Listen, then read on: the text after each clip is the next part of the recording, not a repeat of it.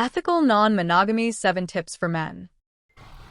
Here's some advice that I'm going to give to males considering consensual non-monogamy and swinging lifestyle. Now, there is a percentage of women in a relationship who recommend or who try to have a consensual non-monogamy. And I believe the numbers are about the same, even though they're technically slightly different. But men saying that they would leave their spouse or their wife or their girlfriend because she wanted to be in consensual non-monogamy is about 40%, 45%. And the same is true with women, a little slightly higher, 1 or 2% higher with women. But what that means is just bringing it up could be trouble. So there's a warning here. But I would consider that it'd be better for a male to have consensual non-monogamy at the very beginning throughout a long-term relationship. So here's some advice. I'm not a professional. If you need one, go find one. But here's what I would say. First, I would say that there are some ways that consensual non-monogamy, swinging, the lifestyle they call it, is better than the fantasies. And in some ways it's not better than the fantasies.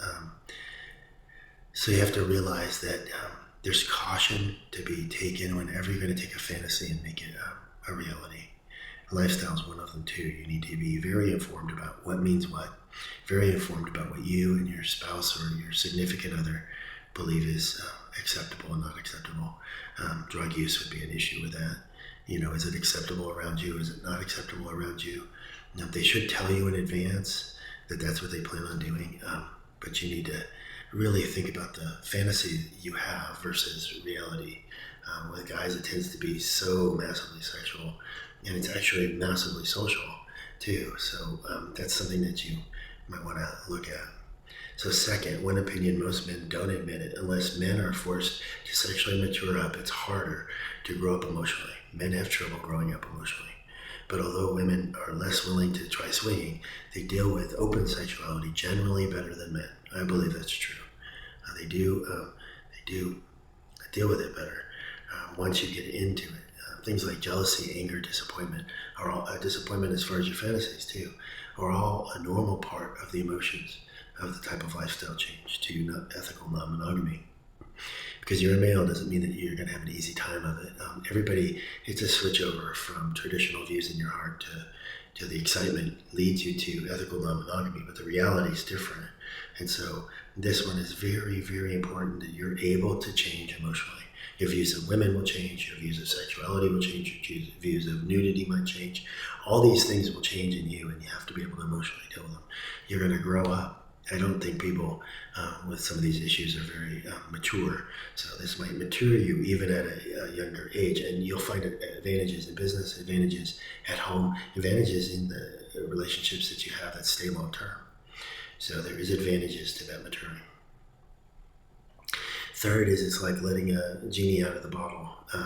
You're at the bottle, and the genie comes out and gives you 3 wishes, but the genie's out of the bottle. Putting the genie back in when it comes to ethical non-monogamy for you and her is difficult, and you have to have that trust level where if you have a method in which you stop, I strongly suggest a written contract and in that contract that you say how to get out of the lifestyle, because a lot of people just has to be consensual, and you have to have stated plans. Now, the written contract has helped so many people, so many marriages too, because then you have everything outlined, everything talked about, everything down in documents. He can't later say, I didn't agree to that. Well, you did. You signed it here. So let's get on. What's the next step in the contract? So that's the one I would suggest is have a contract, because it's hard to get the genie back in the bottle. Now, some couples don't. They stay swingers forever for the rest of their relationship. So that might be you. So fourth would be that all guys on earth are going to be affected by non-monogamy, about the lifestyle. And you do have to learn to change. It's kind of tied to number 2, but you have to be humble about your place in the universe. You have to not think of yourself as the best at sex or the best at land. There's a thing about guys that women complain because all they think about is their size, and they don't think about any technique or skills. You get a guy who has both, that's incredible, but you need to be humble about who you are in the place in the universe and what your looks are, what the looks of your mate are. And to a lot of extent, it used to be, it's getting a changed lately, but it used to be that most swingers didn't care how much money you had. Most swingers did not care if you're rich or poor. They just cared that you're a great person to be around, party with, and have sex with. And that you're on the same page as them when it comes to swinging, and that's part of communication. But that's fourth, is don't over-exaggerate your own importance.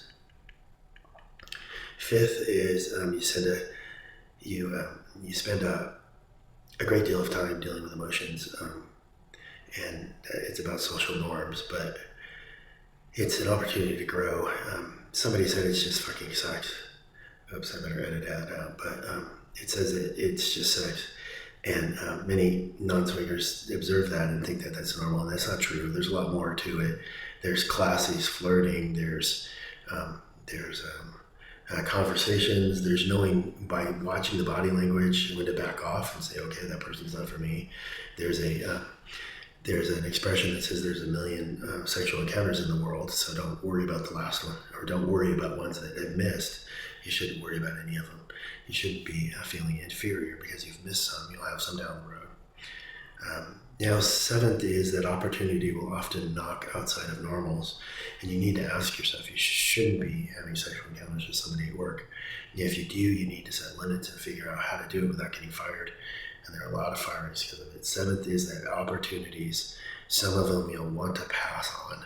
So you need to set kind of limits.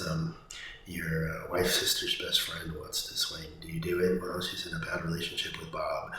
So you might not want to go down that road when there's other less complicated, fun things to do. So that's one really good piece of advice is opportunities will come and you need to kind of pre-plan, pre-talk about what opportunities you're not going to want to take somebody up on. I've been asked for sex when somebody found out I was a swinger, and there were times where I say, no, that's not what I'm going to do for your benefit, because I believe in a huge concept I believe in is don't do any harm. And as a man, you can do harm. Don't do any harm. Don't harm others. Like having sexual relationships with people at work, superiors or whatever. Men are rated to more likely want to do that, but it might not be a good idea. It might cost you your job. It might cause financial hardship, so there might be a lot of negative from that. So that's my advice. 7 things to think about. Thank you.